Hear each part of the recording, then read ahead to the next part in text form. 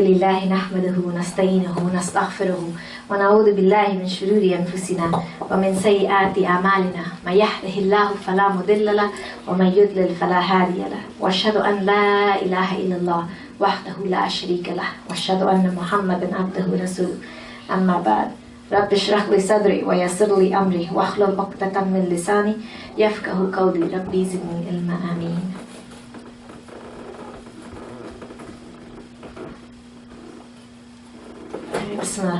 In the name of Allah, the most gracious, the most magnificent. All praise is due to Allah, Lord of the universe.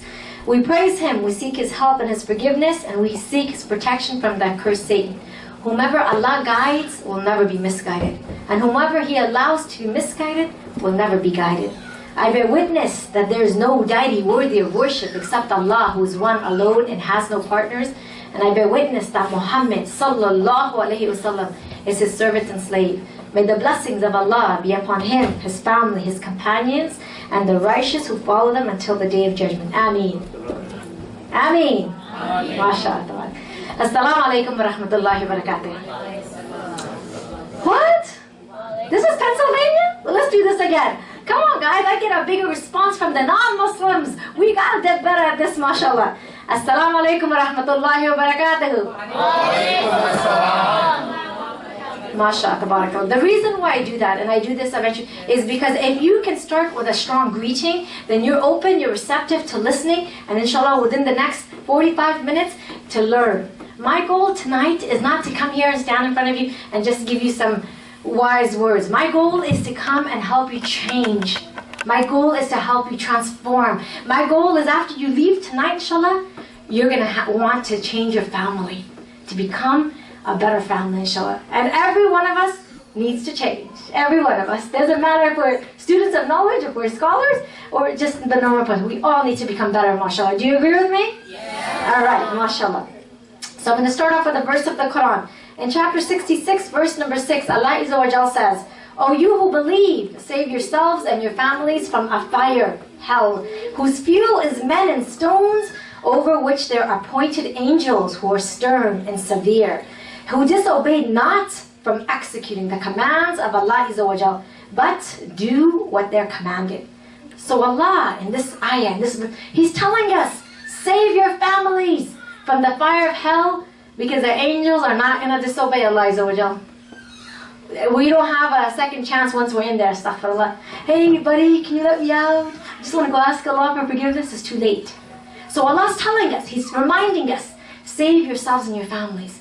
So when we hear this, what happens? We have to think, what does Allah mean, save yourselves and your families? I've been in America all my life, since I've been 6, well not all my life, but the majority of it, right? I'm first generation from Afghanistan here, and I know what it feels like to go to public school. I've been there. I went to public schools in New York City, then I went to middle school in Virginia, and then I finished high school in California. So my parents like to travel. And then I moved to Indiana, and so we had a lot of traveling, mashallah. So I say this is, when we hear this, as parents, we need to start thinking, how are we going to save our families? This is the mother's role and the father's role. Very important. How are we going to save our families? Because like I said, once we're in the grave, it's too late. It's too late. And I say this because, if we don't work on it, in the sense of we don't, on the day of judgment, and Allah subhanahu wa ta'ala tells us this, our kids will come to us and say, Mother, give me your good deeds. Father, give me your good deeds. And you're like, no thanks, not sharing today. It's not sharing is caring. But they're going to say, give it to me because you didn't teach me this. You didn't wake me up for Fajr Salah. You didn't tell me to pray my Isha before I went to sleep. What you told me was study hard. Get your A in your medical school and do this and that. But you didn't wake them up for Fajr. You didn't, and sit there and inspire them to fast and to do this and do that. So they will be after you on that day. And it's going to be a scary day. And I tell my kids every day, mashallah, tabarakallah, I wake them up for tahajjud. Like, forget Fajr. Ain't nobody playing this game. You're not coming to me, inshallah. I'll make sure you guys get all your stuff done. And if you do good, alhamdulillah. If you don't come after me. I've already got my sins. I've got my issues, and I don't need you guys coming after me.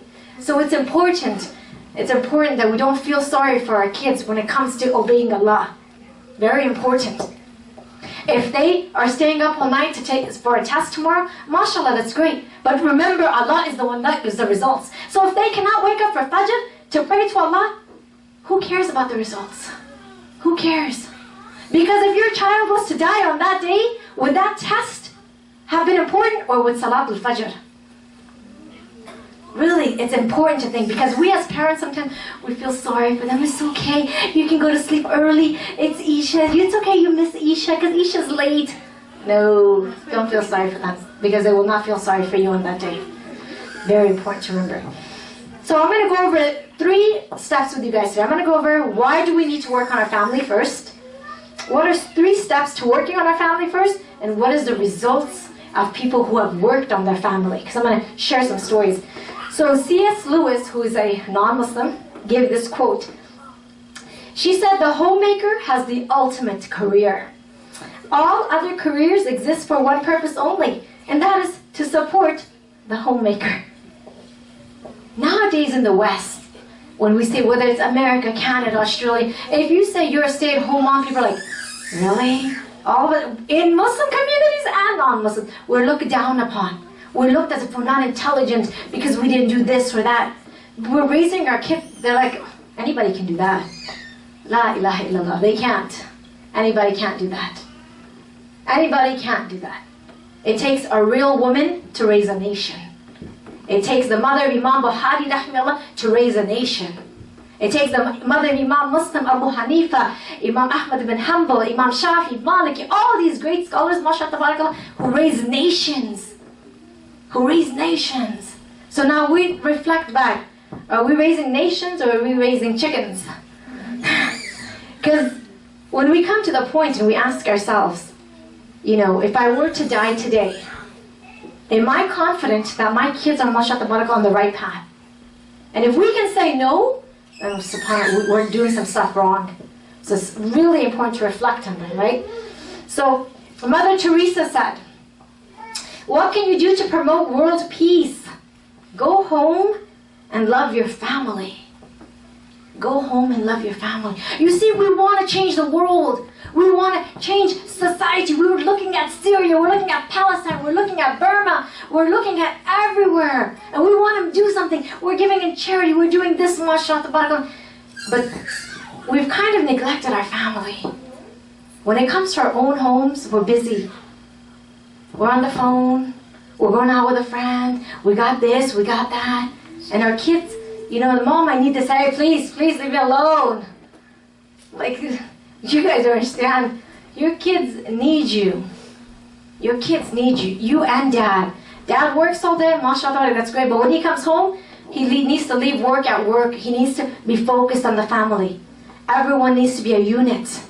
Because if you want to raise righteous children who are going to make dua for you, who are going to be a sadaqah jariyah for you, then you got to do your job. It's not just given.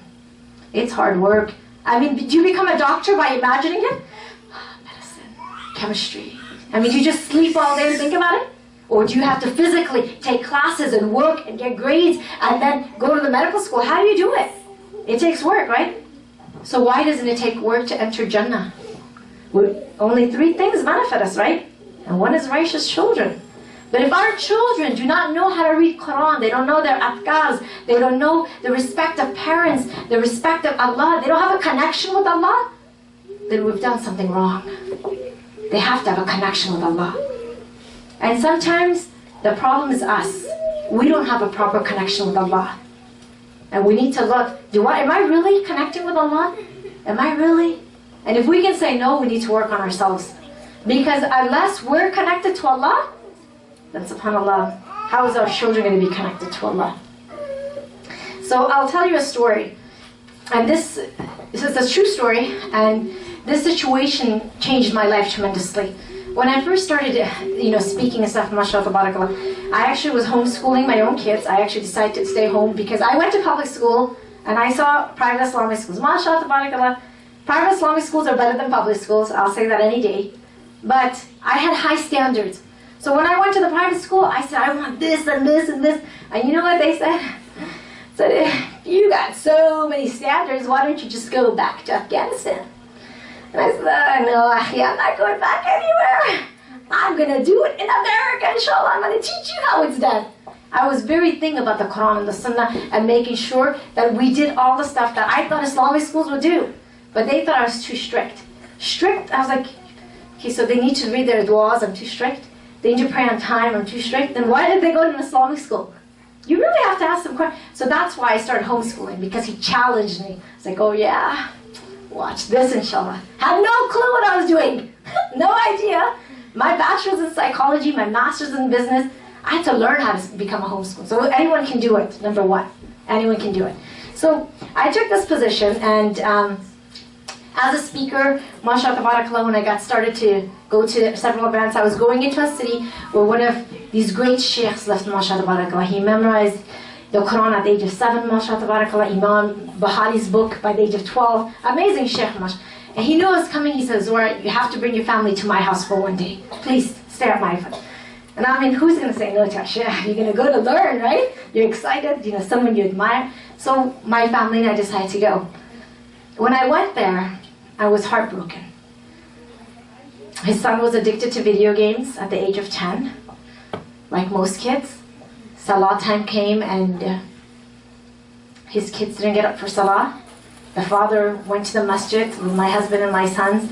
We prayed in the other room, and I was just like, wow, here's a sheikh, mashallah, who's going around the world and teaching Islam and giving dawah and changing lives, but his own family is falling apart.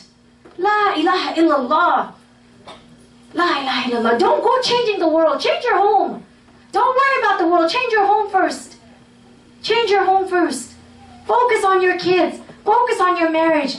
There's no reason we've got doctors and engineers and they're making a difference in society, but they're getting a divorce because they don't have time for their spouses. They don't have time for their kids. Their kids are on drugs. I remember I was in the UK giving a tour, and a mom came after and she was crying to me. And I said, what is it, Habibti? She said, I have 2 sons and they're both on drugs. And not only are they on drugs, they're selling drugs. And I said, this was the first time I had met Muslims not only doing drugs, but selling drugs. And I was like, La ilaha illallah. She goes, what should I do? And I looked at her, there's a lot you should have done. It's too late.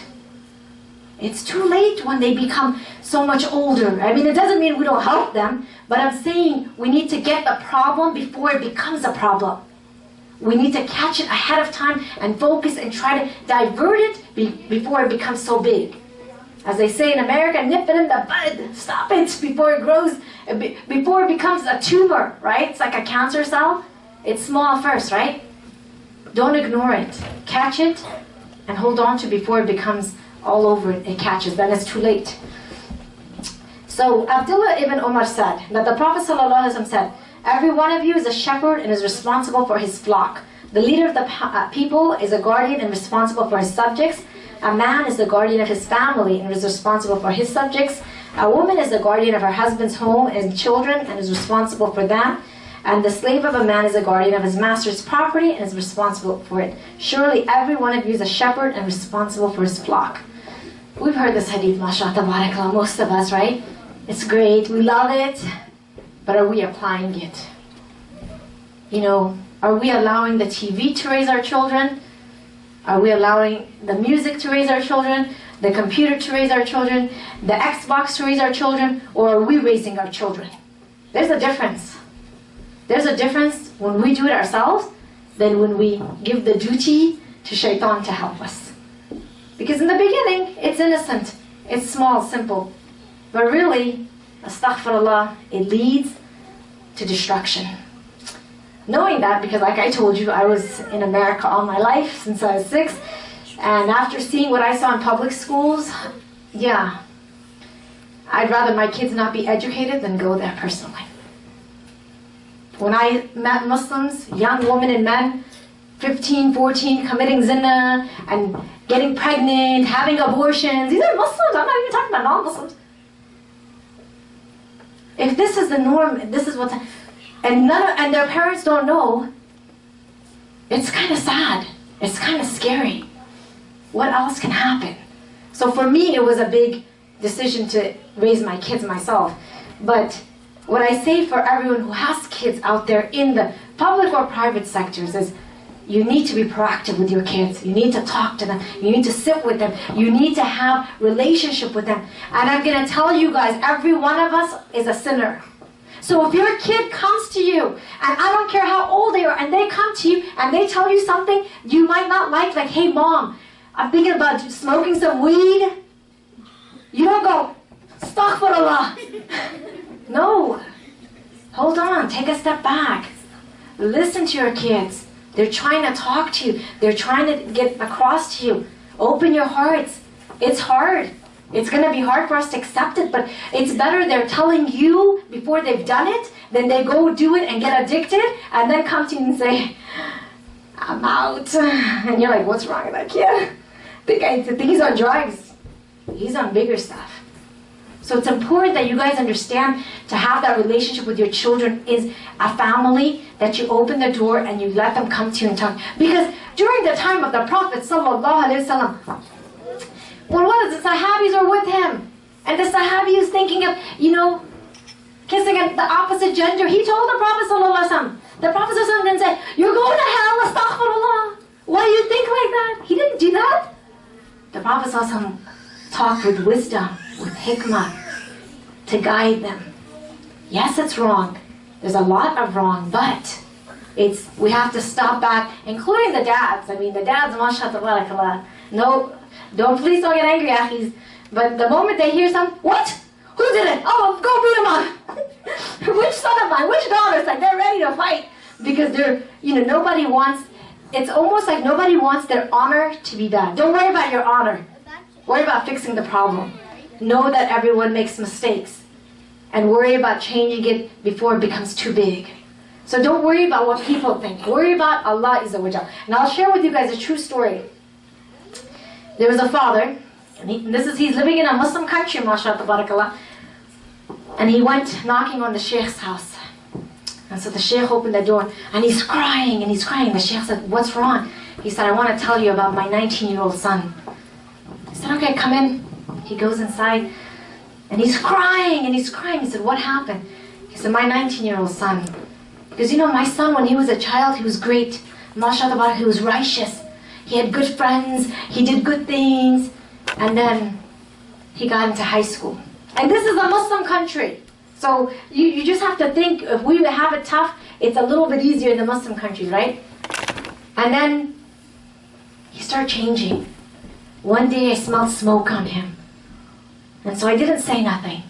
The next couple of days, I noticed he's missing Isha Salah. And then he goes to sleep without praying Isha. He wakes up, he doesn't pray Fajr. So I noticed he's going off track.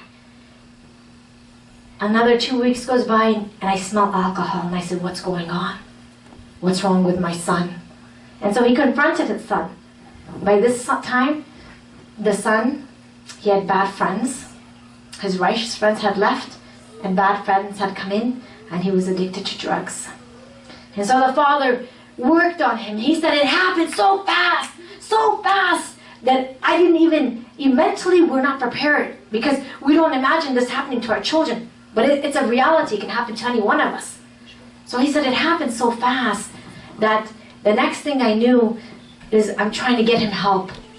As I'm trying to get him help, I trying to take him to hospitals and all this, and the son didn't want to go to certain things. So he took him out of country to another place, and they had him in rehab, and he, mashallah tabarakah, he got better. He goes, but when we came back home, those evil friends, they were lurking around the house. And he went back with the evil friends, and he got back into it. So I realized there's nothing I could do except one thing. And he goes, and that's what I did. You know what he did to his son? He took him in his room and he locked the room. He said, and no one is allowed to open the room. I take him food and water. I take care of him. When I'm not home, you guys know, the only way that he's going to get rid of this disease is he needs to be far away from it. Because drugs is one of those things you cannot be around it, right? The only way to get rid of an addiction is you have to basically sometimes cold turkey close out. And so his father wanted the solution. He didn't want his son to fall apart. So he goes, and it was the hardest thing for me that my son's banging on the door, open the door. And you know, as a parent, it's hard for us to hear a child cry and yell. We want to help them. But he goes, and I would cry in bed, but I wouldn't open the door for him. And this continued for several days until one day Grandma came over.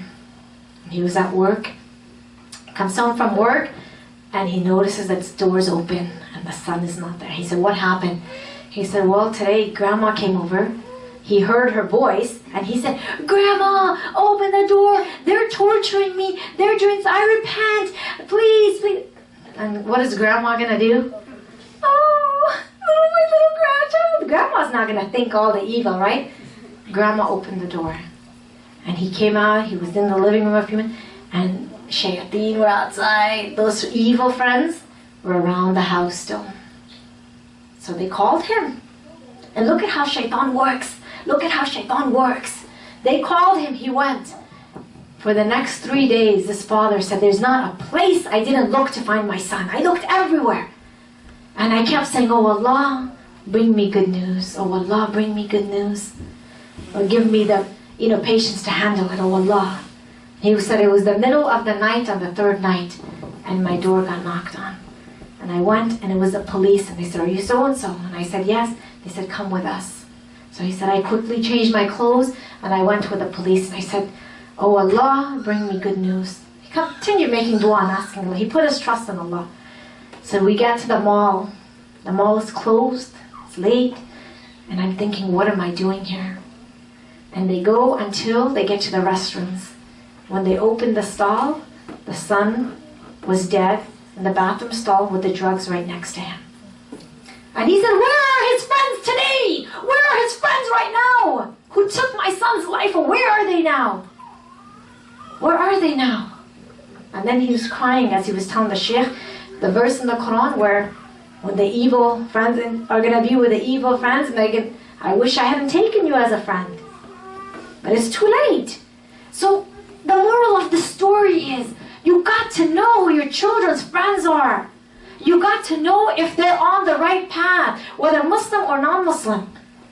I'm not to say you shouldn't have non-Muslim friends, but pick righteous friends. Righteous friends.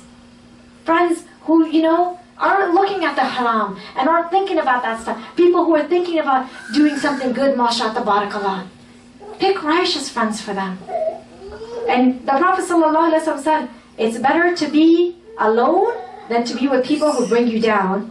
And it's better to be with righteous people who bring you up than to be alone. Maybe sometimes our kids need to be alone if there's not enough good people around them. Very important. And just because someone comes to the masjid or goes to the Islamic school, I hate to tell you, that doesn't make that my children's friend. No? Because we have Muslims also make a lot of mistakes. We Muslims also have iPhones and iPads and all that. So it doesn't mean, and this guy, his friends were Muslims that took him to the wrong path. So you really have to judge very well as a parent, who are your kids hanging around with. And you have to judge yourself. Who am I hanging around with? Am I sitting and talking to sisters who gossip and backbite and who are like telling me to be against my husband? Am I talking to men who are telling me to slap my wife around? No, you really have to think. Who are you hanging around with? Pick righteous friends for yourself so your kids learn from this.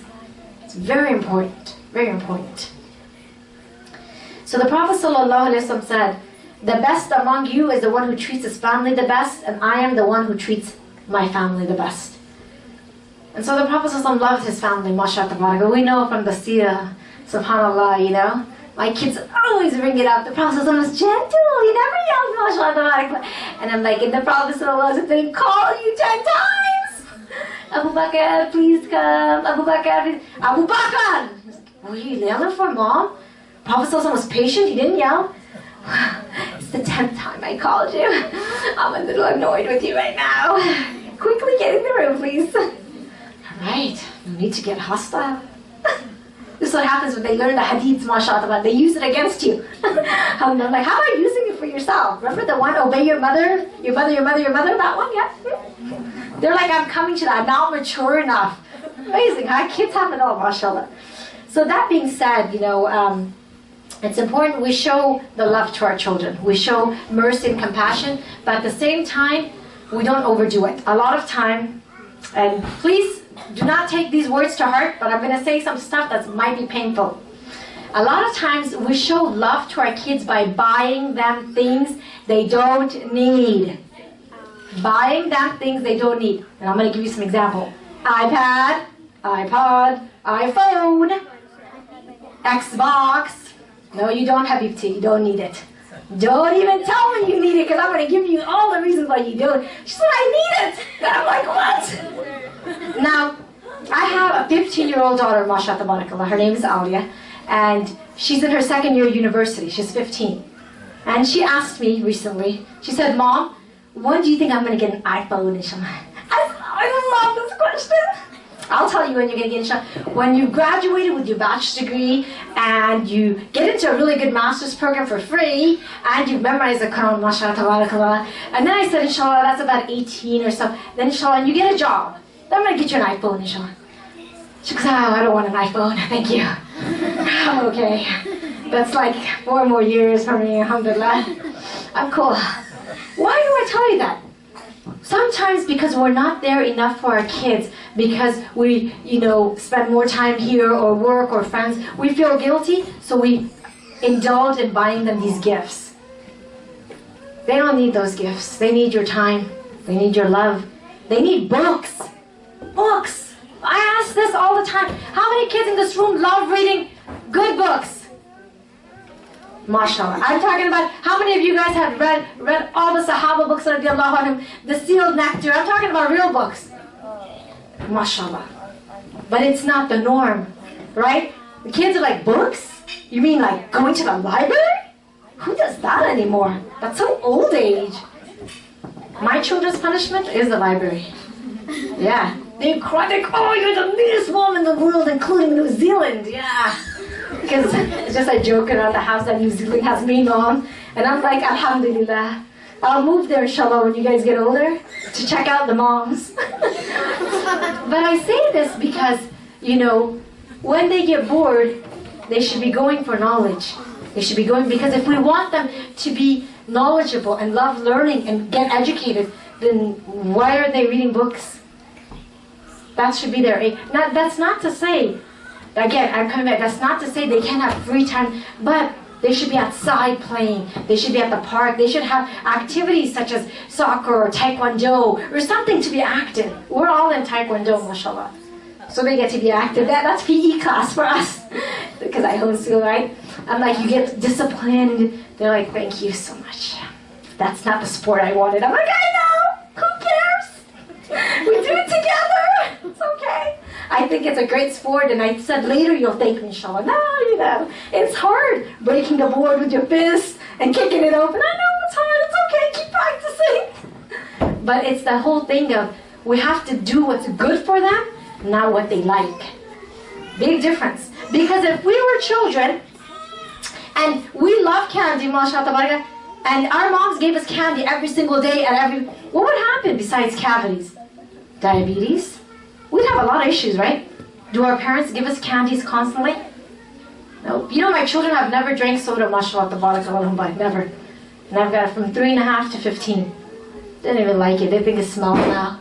I'm like, alhamdulillah, you're right, it smells.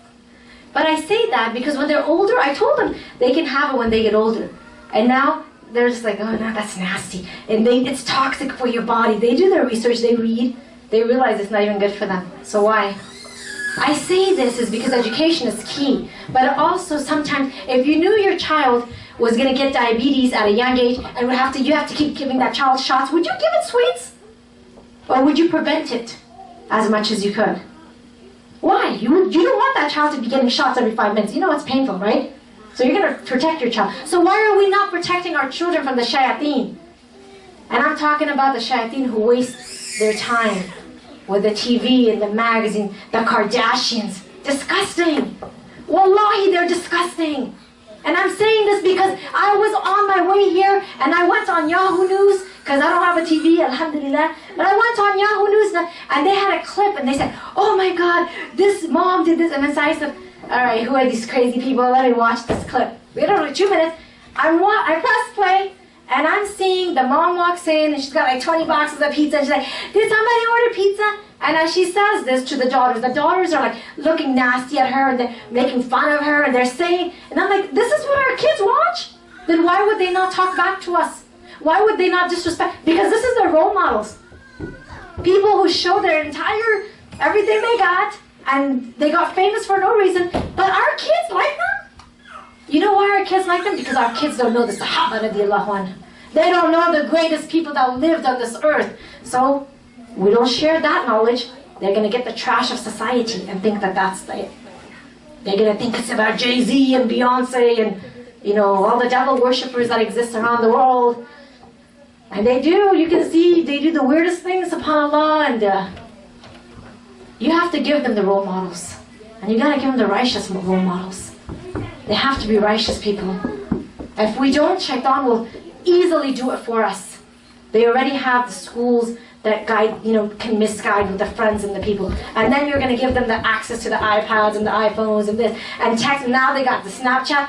They can write something, 21 they want, and delete it in seconds. You don't even know what happened. But that leads to more. So once we do the haram, it leads to more haram. So you have to know that you got to protect your kids from the shaitan. I'm not saying don't love them, don't give them stuff, but you have to know the limits, and you have to know how, you know, you got to really look into this. It's important. Because on the day of judgment, imagine we're standing in front of Allah and Allah subhanahu wa ta'ala said, oh, this child of yours, oh, this one was committed zina, did drugs, did this, did that, did that. How are we going to feel on that day? It's going to be hard on us. As a parent, right? It'll be very difficult. So it's better now that we learn how to protect them, inshallah, from that. So what are a few things we can do to bring in more love in the home, more family bonding? Number one, make family night. Make family night. Friday night, Saturday night, Sunday night. Take one night, it's only for your family. Nothing else. You guys sit, have dinner together, you know, sleep. Like what we do in our house, we all sleep together in the living room. Everyone brings their pillow and their comforter, and we just, you know, if it's the winter, we put the fireplace on, we roast some marshmallows, halal marshmallows, just making sure, you know, because the kids go to the store and they're, can I have that? No, it's not halal. Yeah. So, but have family night. Be there for the kids. Be a family.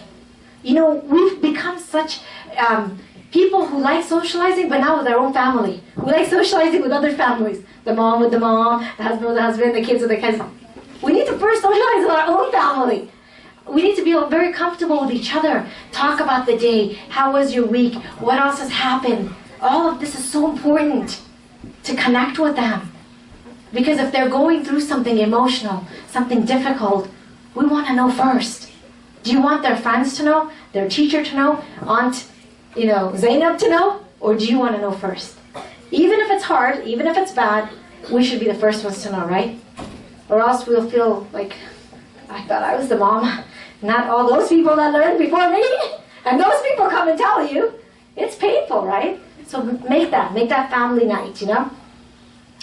In chapter number 63, verse number 9, it says, O you who believe, let not your wealth or your children divert you from the remembrance of Allah. And whosoever does that, these are the losers.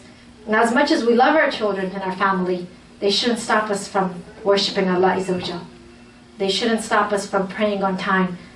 I mean, literally, you know, it's important to know this point because, you know, I know so many parents, like, they get busy. Oh, I'm, you know, ironing so-and-so's clothes, and the adhan goes off and they're busy. I'm doing this for my daughter. They shouldn't be the cause of us not obeying Allah either. And this is very important to implement. Like, you know, when the adhan goes off, everyone gets up for salah. So before the adhan goes up, what should we be doing? Making wudu! Yeah, is that common sense or what? Not waiting till the adhan goes off and then we think about it and we're like, oh, it looks like it's salah time. Getting dark out there. You guys want to pray? How about you guys go pray? And then a lot of the moms, they're notorious for this. Hey honey, go pray. So so-and-so goes into the bathroom. Allah knows best if that person made wudu. They come in, they go in the other room, close the door. Do you know if they prayed? They probably didn't pray.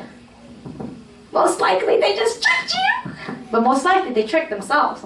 So what do? Pray in Jamaat. You pray in Jamaat. If your husband's home, mashallah, the husband should be leading. The son, if you have a son, let the son lead. Teach him his responsibilities. You know, when our adhan, we have like, you know, those alarm clocks. That's just to remind my child to turn it off and to give the adhan.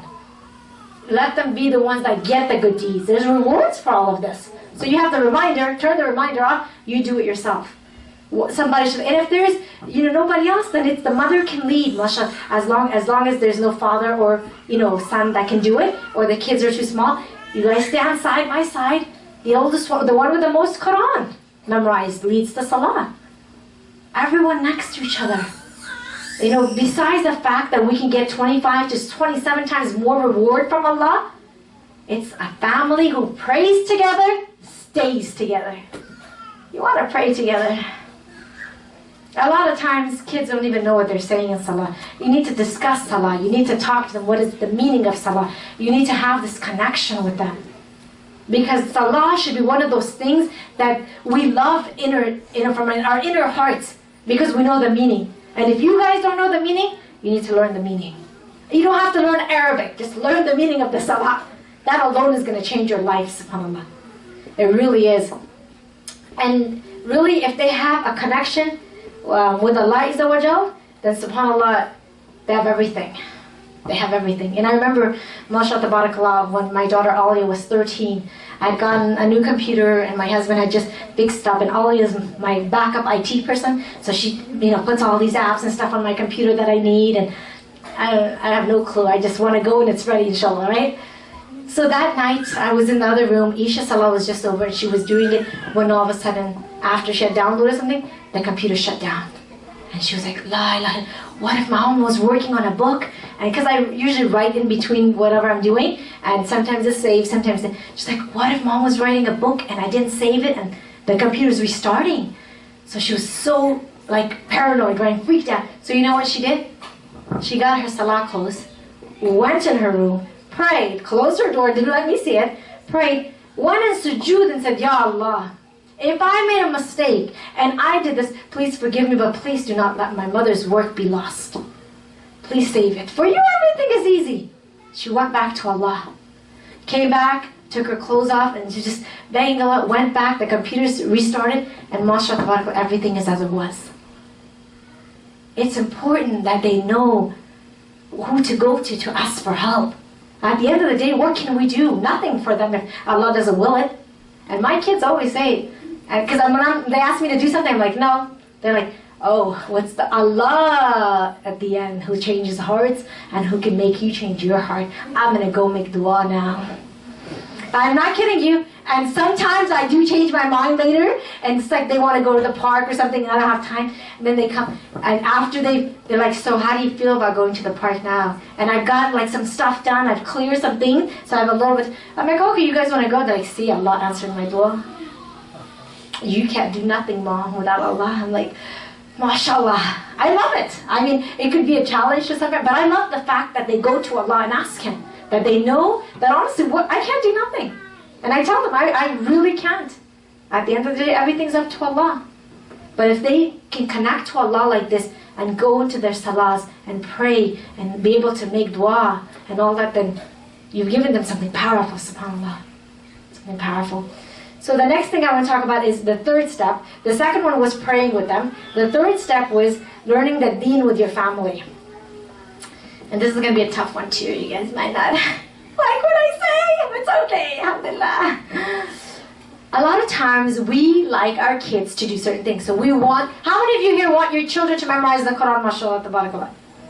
A few people want, just a few? Nobody else? Nobody wants the crowns of Jannah? The brothers, they don't even care. They're like, oh, who cares? The women take that responsibility. You brothers don't want it. I see how it is. Okay, so if we want that, if we want our children to memorize Quran, are we memorizing Quran ourselves? This is a hard one, right?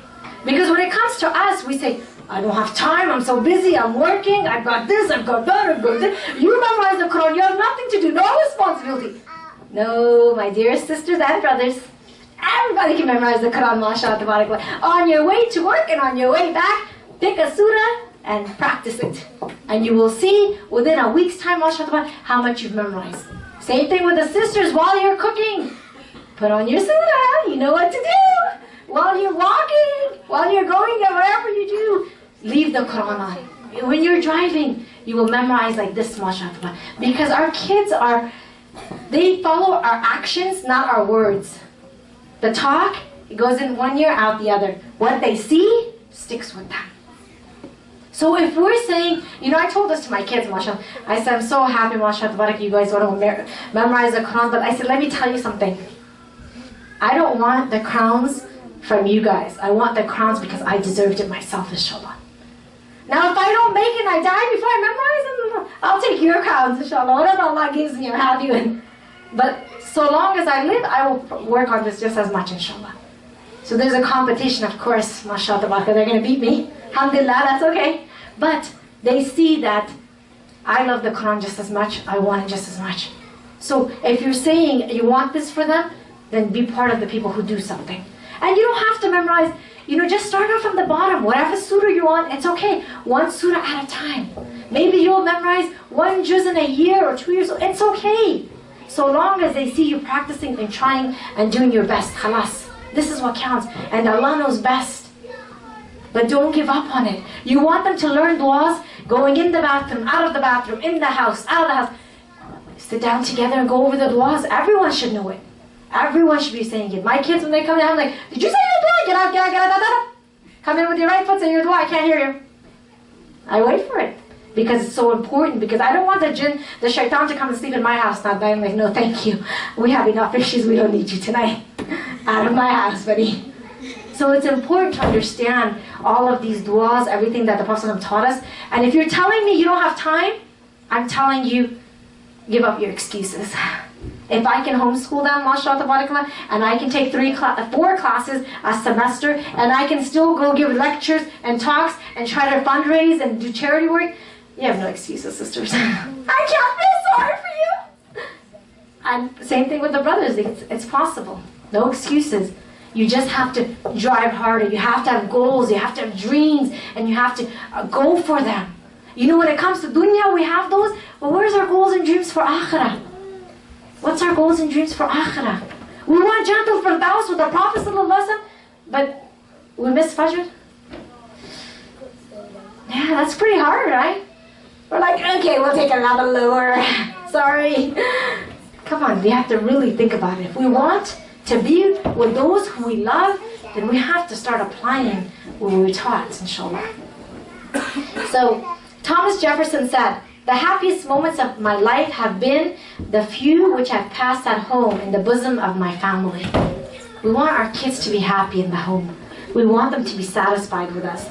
Not, again, because of what we give them, but because of the love, the nurturing, the, togetherness. I know so many people, mashallah, tabarakallah, that their parents, they were a little hard and they went on them and taught them the deen. All of those who got older, they were thankful for those parents. The ones who gave them everything in dunya, they cursed their parents, they walked all over, they don't care about their parents. As a matter of fact, one guy, neurosurgeon, Muslim brother, mashallah, neurosurgeon, you know what he told his parents at the age of 40? You ruined my life. You ruined my life. You told me to go study and become the best doctor and make $2 million a year. Now I have that. But for 40 years, I don't know how to pray. Never read the Quran. I don't know Allah. What good is this going to do? If I would have died and not come to this path, I would have been in hell. A'udhu billah. So think about, which parent do we want to be? The parent that's going to give them everything because we feel sorry? Or the parent that's going to try to give them Jannah, inshallah. Jannah is eternity. Dunya is very little time. And sometimes it's hard, they don't get it, but as they become mature, they'll understand, they'll thank you. I tell my kids all the time, you don't understand why I do this, but inshallah, when you're like 30, you might get it. Then you'll thank me, inshallah. I might be dead, make sure you make love dua for me. But they'll get it eventually, inshallah, because this is the stuff that's going to last with them, inshallah. So now we talk about, step number 3 is that the results of working on your family first. We talked about, mashallah, the 4 great imams. I'm going to talk about someone specific that, mashallah, is amazing. But I'm going to talk about Imam Bukhari, rahimahullah, and his mother. His mother was a very righteous woman, mashallah. She prayed, she took care of her sons, And at a young age, Imam Bukhari went blind. At a young age. But yet she still believed in him, and she helped him memorize hadith. He memorized the Quran at an early age. He memorized hadith. He was becoming, at a young age, an alim, mashallah, tabarakallah. And then, but she wanted him to see again. Because with sight, sometimes there's so much more we could do, right? And so she kept making dua in her sujood in the middle of the night. Ya Allah, please give him his sight back so that he may be used as your servant to do amazing things for your sake. Give him his sight back. And because of her righteousness, because of her connectedness to Allah Azza wa Jal, one night, Ibrahim alayhi salam came in her dream. And he said, today Allah has answered your dua. Your son can see again. And as he says this, she's waking up and Imam Bukhari is running in the room, rahimahullah. And he's saying, Mom, I can see. The dua of a mother for a child is powerful, my dear sisters and brothers. The dua of a father for a child is powerful. Make dua for your kids. Wake up in the middle of the night and make dua for whatever issues they're having. You see them going on the wrong way, beg Allah. Who is the one that can change everything instantly? It's Allah. Beg Allah to guide them, to show them, to make their iman stronger.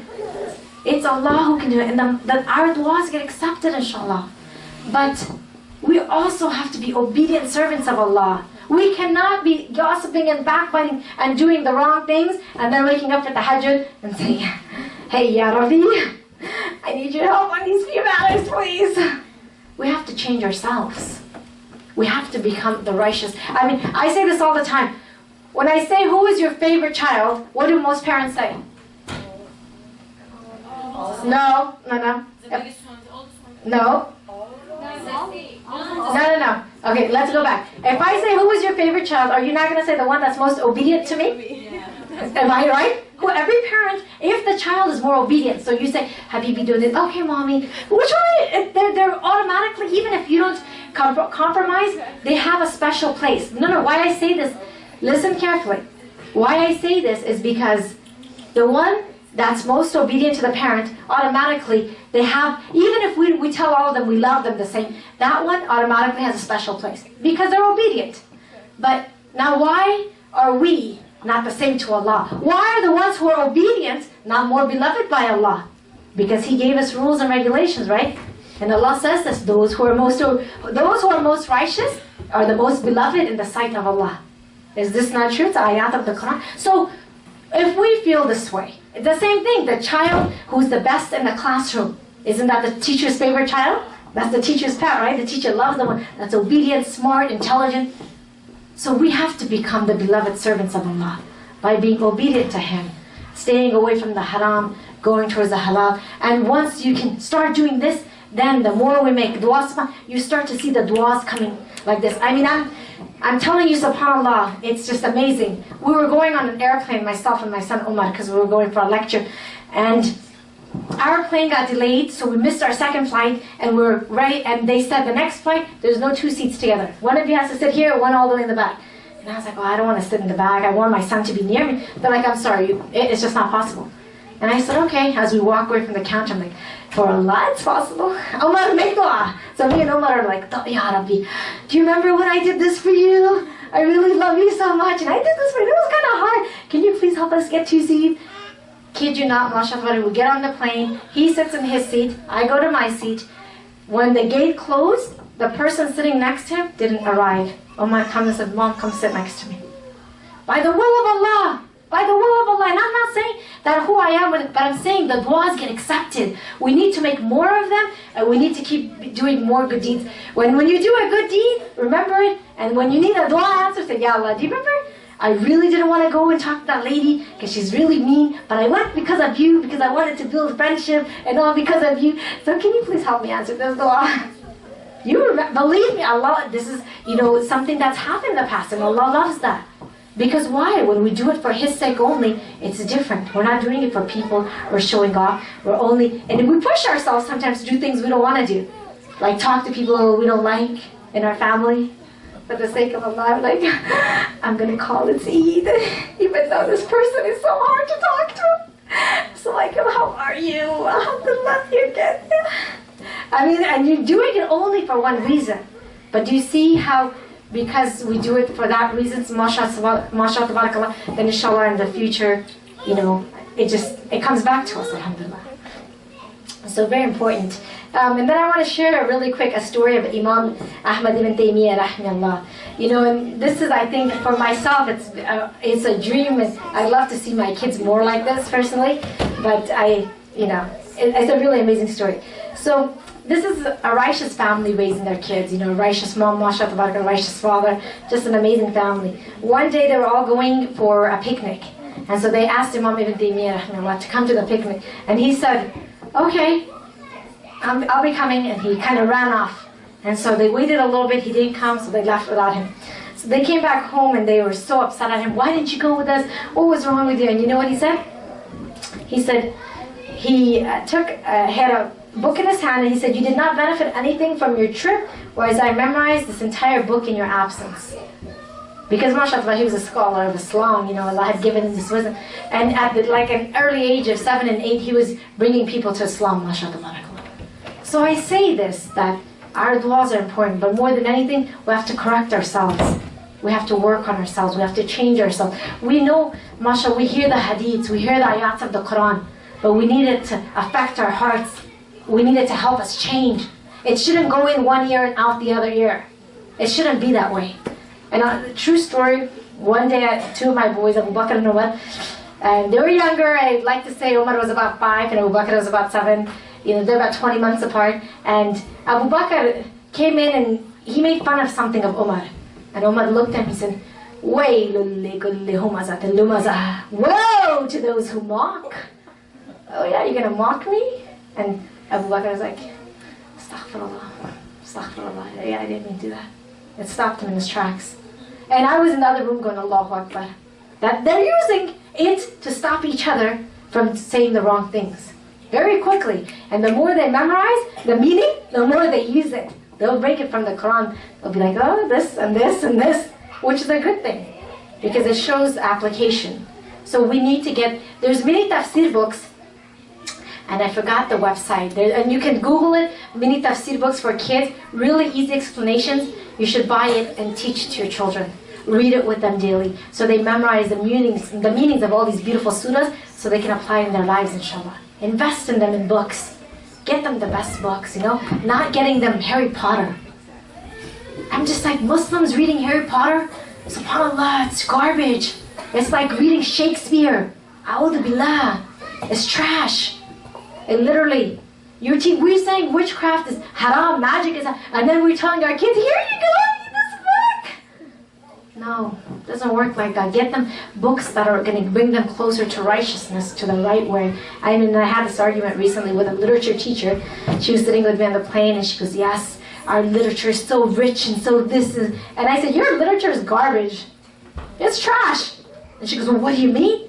I said, what you call literature, I call garbage. I said, in 9th grade, when I was 14, you taught me from literature how to commit zina, how to disobey my parents, how to commit suicide by teaching me Shakespeare's Romeo and Juliet. Let me tell you the lessons I learned from your literature. From Hamlet, I learned, and I went on. All of that is like, okay, your mom goes and does this with this, and then you killed your mother, and then you do this, and then the sister goes crazy. Just like, what are you teaching us? And you call this literature? No, literature is the sealed nectar. Literature is the biography of Abu Bakr as-Siddiq radiallahu anhu, of Umar ibn al-Khattab radiallahu anhu, our great Khalifas, the Sahabas radiallahu. That's literature. Big difference. Why? From their lives, you learn manners and morals and character and behavior and how to be the best you. From this, you learn what exactly we're not supposed to be doing. So just think about it. And it's important that even if your kids are in public schools, that during, when it's these times, your kids are able to tell their teachers, I don't want to read these books, can I have an alternative? Can I do something different? And the teachers most likely say yes. I've yet to meet teachers say no, you have to. If you let the teachers know, you get the principal involved in them, your kids don't have to read garbage. Very important as a young time that we are aware of what our kids are reading and learning from. Because that's the kind of garbage that goes in their head, and then, astaghfirullah, and that's what they want to apply, because that's all they know. And I recently, when I was in Singapore. I was in Singapore, mashallah, tabarakallah. I had a youth class and there was no parents. All the parents were locked out. It was just me and the youth. And it was a great class, all hijabis, muhajjabas, mashallah. And at the end of the class, one of the young girls came up to me and said, I have a question on you. And she's with her little friend. And I said, yeah, come in, honey. She's 13. And she goes, is it haram to have a boyfriend? Is it really haram? And I'm looking at her with her little Justin Bieber binder. And I'm like, such a good question. Ya Allah, give me hikmah to answer this one. Like, well, you see, zina is of many types. Let me explain how this works. I mean, literally just through conversation. And she started crying because it wasn't explained properly to her. She didn't understand it. You know, we just don't throw this is haram. And we need to sit with them and explain why. We need to give them more information. We need to answer their questions. So this way, again, they're connecting to Allah and they know why not to do it. And I always tell my kids, don't be afraid of me. I'm almost 6 feet under, honey. Almost gone. My time is running out every day. I'm running out. Be afraid of Allah. He's always watching you. Angels are always writing it. You can hide whatever you want from me. I don't matter. But know what your answers are going to be to Him on the Day of Judgment. In the grave. It's kind of dangerous if you don't focus on that. Alright, so with that being said, what time do we have? Yeah, time's about up. I'm going to take some questions, inshallah, if you guys have questions. And we do have also some books here, if anyone wanted to buy some books for, because I did bring some of my own books, as well as I think there's a couple of my kids' books left that they're authors of. And so we'll do a book signing after if you want. But we can open the floor for questions, inshallah. Did I scare everyone? Like, crazy. Oh, there's a brother. Yes, Akhi. Assalamualaikum. Okay.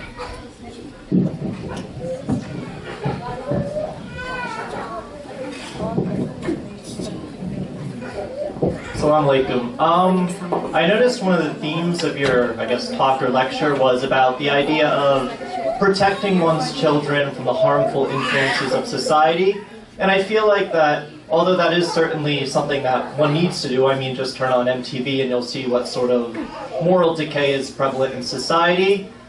I feel like at times one can kind of overburden or be overbearing with religion. I know I personally didn't grow up in a Muslim household. I was a Catholic, and I really hated being dragged to church every Sunday. It was awful for me, and I feel like that drove me away from religion more than it brought me there.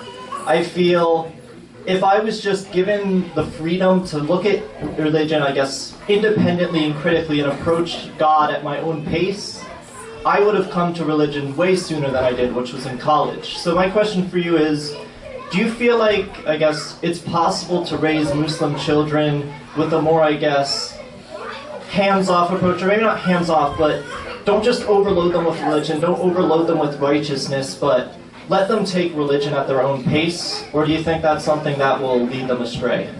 Beautiful question, mashallah, tabarakallah. I definitely think, subhanAllah, that there has to be a balance. Number one, I homeschool, so my kids are exposed to all religions. So they get to be exposed to the Christianity, to Catholicism, to Buddhism, to Hinduism. I want them to be aware of everything. Because it's important, first of all, they know what's around them and all the other choices. Why do they believe in what they believe in? You know? This is number one. We have to give them knowledge and expose them. Number two, when I say keep them away from the harms, it doesn't mean not to expose them. So, whereas, you know, we don't, obviously drinking alcohol. My daughter at the age of 7 started a series called Things Every Kid Should Know. And her first 3 in her series was alcohol, smoking, and drugs. And she had to research it, she had to watch videos, she had to interview people before she could write her books.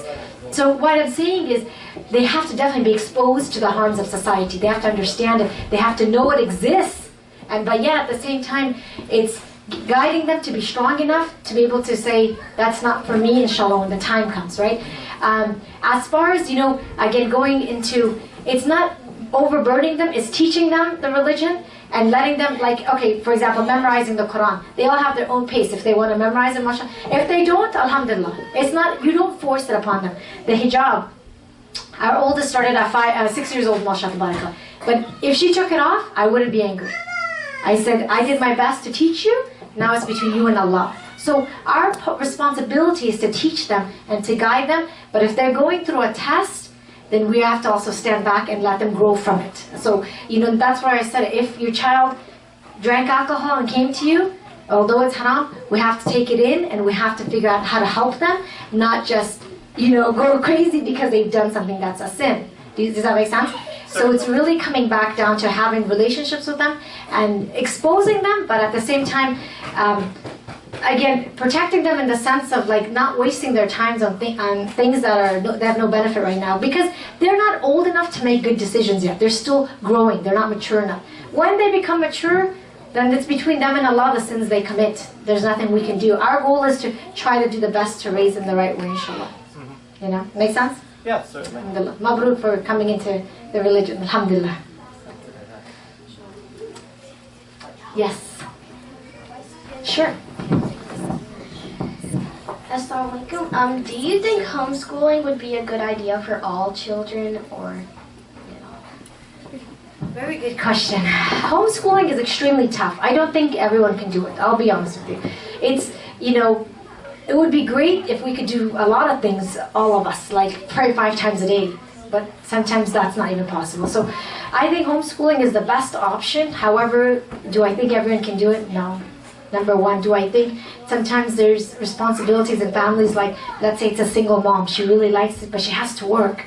She can't. So it's, while it's a great option, you have to have the ability, the time. Sometimes even, we spent a lot of money on homeschooling. Sometimes the money for it, And really the parent has to devote themselves. This is a big thing.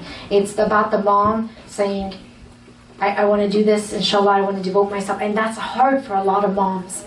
Because, getting them out of the house from like 7 to 3 is like, mashallah, tabarakallah. You feel, they need the break.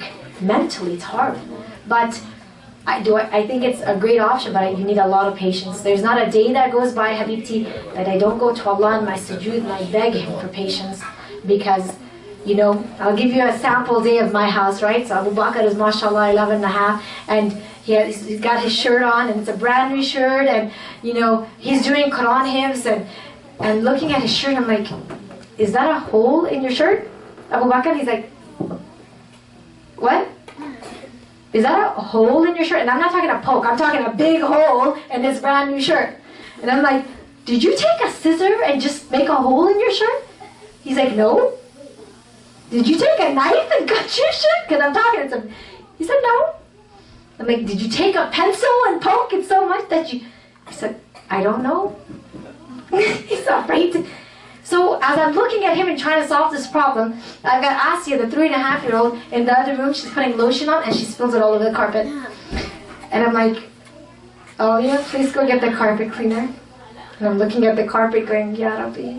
And so Ali's like, okay mom, but she's in the bathroom, so I'm going to get the carpet cleaner, and Omar has got the entire table with milk.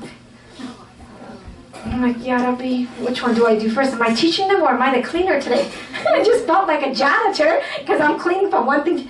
And by the time I come up there, Abu Bakr is already back on the computer doing his homework. I'm just like, please go change your shirt. Please don't rip your shirts. They're not for ripping.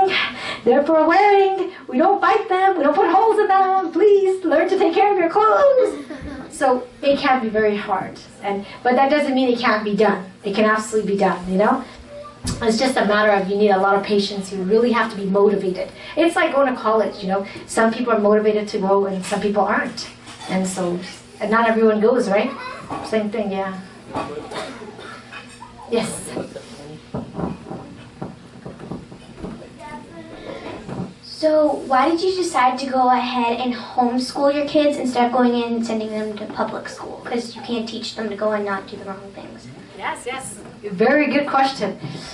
Because when I studied the biographies of the greatest people that exist in Islam, they all were somehow homeschooled. Either they had the most amazing teachers in their own home that their parents paid for, or their moms would go and sacrifice their entire life and money to get them like the most amazing teachers because of that righteousness, that tarbiyah, the akhlaq, and the knowledge. While it's true, they could definitely go and they could say no and they could be strong. I wanted to give them a level higher. I wanted to be able to say, although I could make $120,000 using my MBA, I'm not going to. I'm going to sacrifice that and give my children the best child. I didn't want my kids to come home at 18 cursing at me or yelling at me or being disrespectful and saying whatever. I wanted my kids to come and having respect and honor and appreciating and I didn't think, because I went to public schools, I didn't think it was possible at public schools. So I took the harder challenge and said, inshallah, we're going to do it. And alhamdulillah, it's, you know, mashallah, tabarakallah, it's come a long ways, because Alia, our 15-year-olds in her second year of university, Abu Bakr will be done next year at 13, mashallah, tabarakallah. So they're all graduating high school by 13, and they're studying their first degree in Islamic studies. And then after that, mashallah, tabarakallah, like Alia wants to go into human trafficking. She wants to do criminology and child psychology and work with the FBI. So they're starting to get their careers together, what they want, and they're confident with who they are, you know. So mashallah, tabarakallah, it's coming together, but it takes a lot of work. I'm not going to say it's easy, you know. But yeah, I decided to do the harder route, as they say, for the higher price, you know. Everything has a price, and so I'm praying Allah accepts it, inshallah. I mean, brothers have questions? Well, the brothers are like, forget you guys. It's a woman thing. Talk to the woman, alhamdulillah. We're just going to come home, eat our dinner. The kids doing good, mashallah, good. The kids doing bad, make dua for them. Didn't you hear? Make dua for them. Yes? What role does your husband play in all this? Okay, beautiful question. What role does my husband play? Number one, my husband's actually here. He's my mahram, so he does travel with me for events and stuff. He's an engineer, and really the role that I've left for him is he goes out to work. So he leaves the house, because we're about an hour away from his job. So he leaves the house right Fajr time, 5 o'clock, and he doesn't return until about 5:36 in the evening. I don't give him another role, because by the time he comes back, he goes with us we eat dinner, then we go to Taekwondo, we pray Salat, and usually whatever else, you know, if we need help with anything, he's there. But really the homeschool and everything else, that's not for him. That's not. But housework, mashallah, barakallah, I'm saying if the garbage needs to be taken out, we need to get something painted. The weekends, he's doing all the stuff that needs to get done. You know, cars getting fixed, whatever else. He does all that stuff. He's very supportive and he helps. So if I need his help and he's home, he's supportive. He'll do it, mashallah, barakallah. But because of his responsibilities to his job and, you know, to the masjid and, you know, doing other stuff, sometimes community work, I don't put a lot on him as that being his thing. You know, the big thing for him is he needs to make sure we're getting fed every day and we're able to keep progressing and not lose his job, inshallah, or his sanity, I should say. Yes. I have another question. What advice would you give to Sunday schools? Yes. I think Sunday schools is a great concept, mashallah, tabarakallah, but it needs to be way more involvement. Way more involvement from the parent side. So I actually had a lecture instilling education, tarbiyah, akhlaq, and manners in kids, and I say Sunday school is like a cop-out for some parents. They just kind of drop them off and run out and they pray, they learn everything. It shouldn't be that way. I think the parents have to get more involved and, you know, sit with them, do the homework, explain, and apply what they learn at Sunday school. If that's the only thing you guys have, let's say you don't have Islamic school, but you have whatever knowledge your kids get from Sunday school, work with them, apply it with them, teach them until next week they get their next lesson. So it might not be a lot, but subhanAllah, it'll make a big difference over time. You know, when you put a drop at a time, eventually the bucket fills up.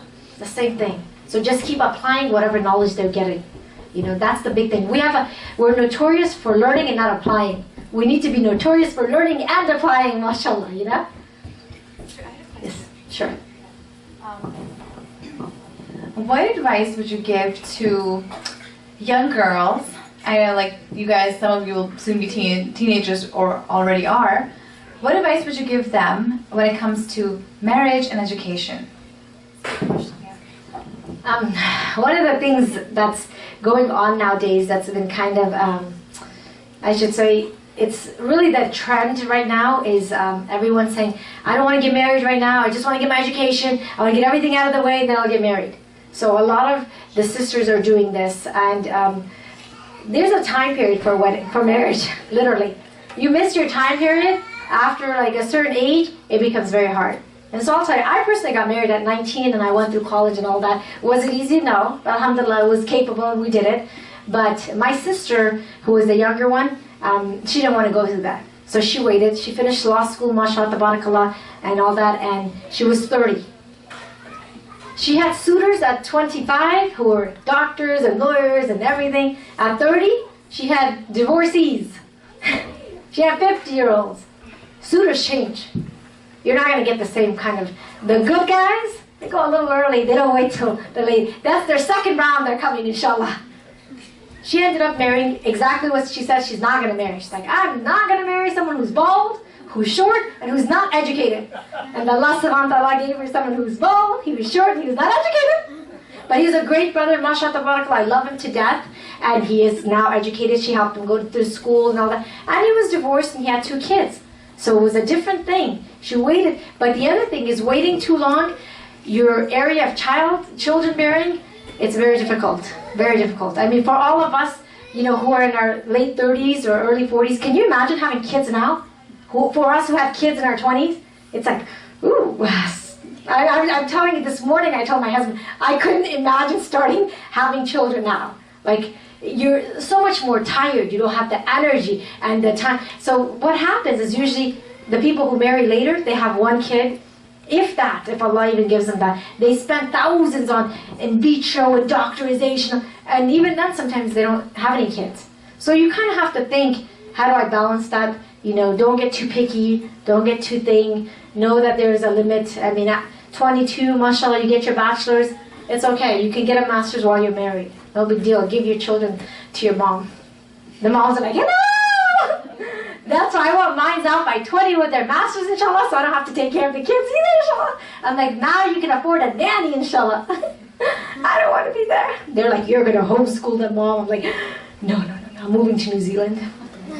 No homeschooling. I'm done with homeschooling, inshallah. So it's very important for all the young girls to, it's not that you can't get educated and can't have that, but just don't go overboard because you might miss that boat and then it's really hard. And I know a lot of sisters right now, they are beautiful, mashallah. They have nice figures, they've got education, but there's no brothers. And the brothers that are coming in their 50s. And it's like, either they didn't get married or they're second wives, you know? So I'm just letting you know what exists in the real world. Always keep your options open for everything. Yes, Habibti. Like, with homeschooling, is that a better example for kids than All the parents are like, God, was that my kid? No, please. My kid's trying to get homeschooled. Tell her no. Personally, my personal opinion is homeschooling is the best decision. That's my personal opinion, Habibti. And because I've seen the results of, and it doesn't matter if you're Muslim or not. I've seen Christians who homeschool and their kids have such good tarbiyah, akhlaq and manners, and they're intelligent and they're educated and they know how to, have a successful life. And I've seen Muslims, mashallah, tabarakallah. So my personal, opinion is yes. But whether the families sit together and try to figure out how to do it, that's a whole different thing. But you remember what we said? You can always make dua.